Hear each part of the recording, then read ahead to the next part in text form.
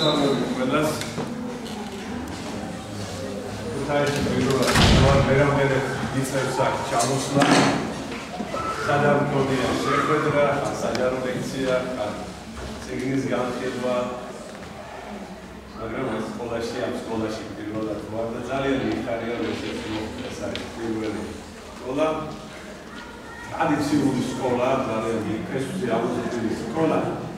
რომელსაც ძალიან ალამაზებს გარეთ ძეგლი რო დაიდგა შესანიშნავი ძეგლი. თითქოს ის ახალდა და იმანაც შეასრულა. იმაჩნია რომ შემთხვევითობა არ არსებობს და ყველა შემთხვევითობაში ძებს ძალიან ღრმა კანონზომიერება.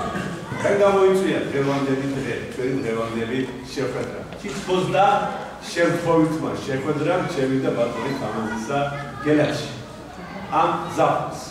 მაშინ ბატონი თამაზი გამომეცნაურა, მაშინ მასწავლება რომ იგი იყო მამას სტუდენტი და არაერთი საგულისხმო დეტალი გაიხსენა ზოგიერთი.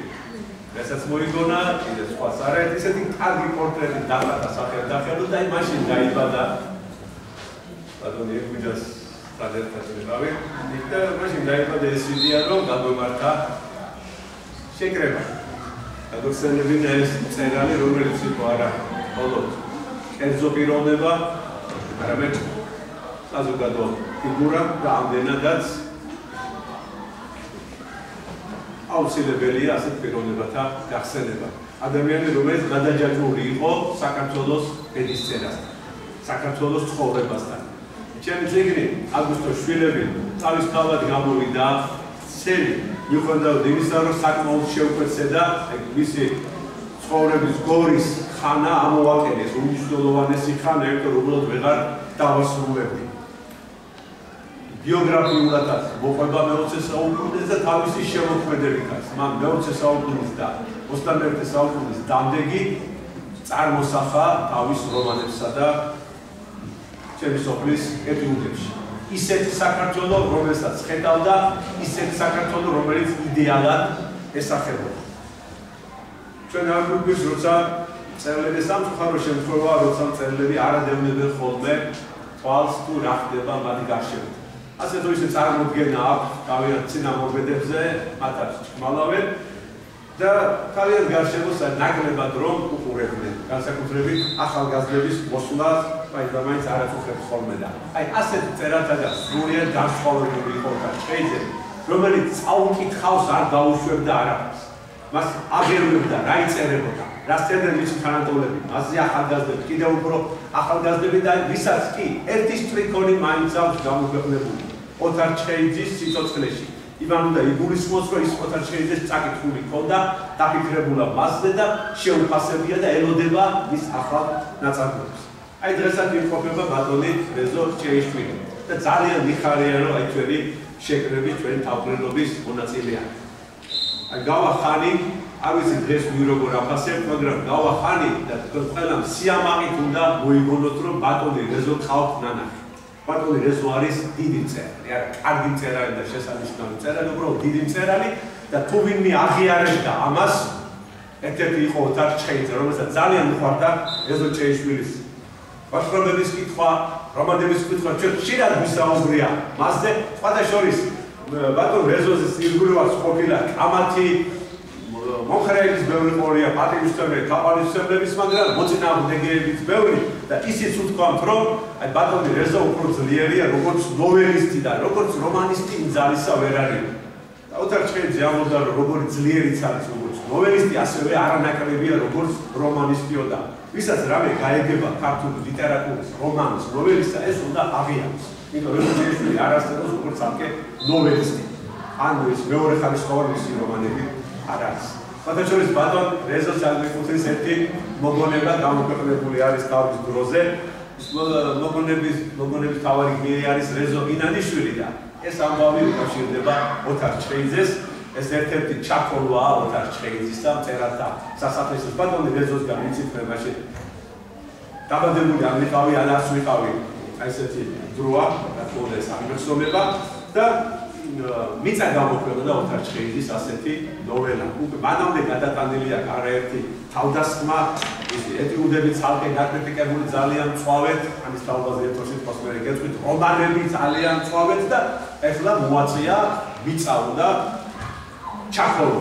და წერათა კავშირში, წერათა სასახლეში არის ამ ეტიუდის ირგვლივ ზაფხული გამოსვლები და რეზოლინალისურმა. ჩვენმა შესანიშნავმა მწერალმა ბატონმა რეზოლას გაიხსენა ასენა და ეს კიდევ მიხარია რომ ამ საათს ვახსენებ ვეღარ მოითმინა. გამოვიდა და გამოიტანა ეს ეტიუდი და წაიკითხა თავიდან ბოლომდე და თავიდან დაიბნა ხალხი რასაკეთებს. და მე აუღესალღო და წაიკითხა რას ერჩით, რა გინდა, რა გამბუთრობას ჩასაკოლიო.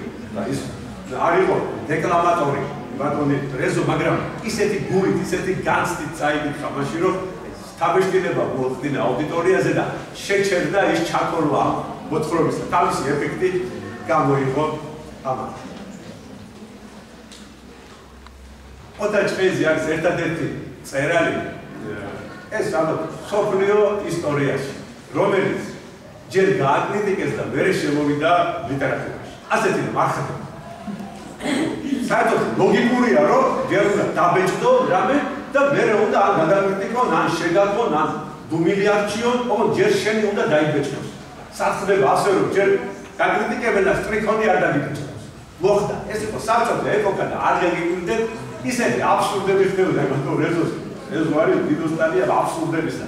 ვინც აიგეცავს ის რომანებს და ნოველებს იფიქრებს, რომ ეს ყველაფერი არის ფანტაზიის შედეგი. სამწუხაროდ ეს არის რეალობა, აი რეალისტურად არის გადმოღებული საბჭოთა სინამდვილე და ეს არის აბსურდი.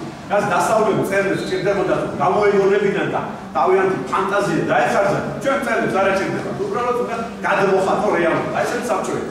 როგორ რატომ მოხდა ხო? უბრალოდ შეიძლება რატომ გააკრიტიკეს. იყო ასეთი ჟურნალი ჩვენი თაობა. ახალგაზრდების ჟურნალი 30-იან წლებში და იქ იბეჭდებოდა ის ახალგაზრდები, რომლებიც ბევრი დაიღუპნენ. ტრაგიკულად დაიღუპნენ. თუნდაც ლადო ასათიანი იბეჭდავდა თავის ლექსებს. მირზა გერლოვანი, ალექსანდრე საჯაიანი, კოტე ხიმშიაშვილის მოთხრობები, რომელიც დახვრიტეს, გიორგი ძიგვაშვილის ლექსები, რომელიც დახვრიტეს. ადამ გოგიაშვილის ლექსები იბეჭდებოდა ჩვენ თაობაში, რომელიც მოკლეს ღალატით და თავი მოკვეთეს.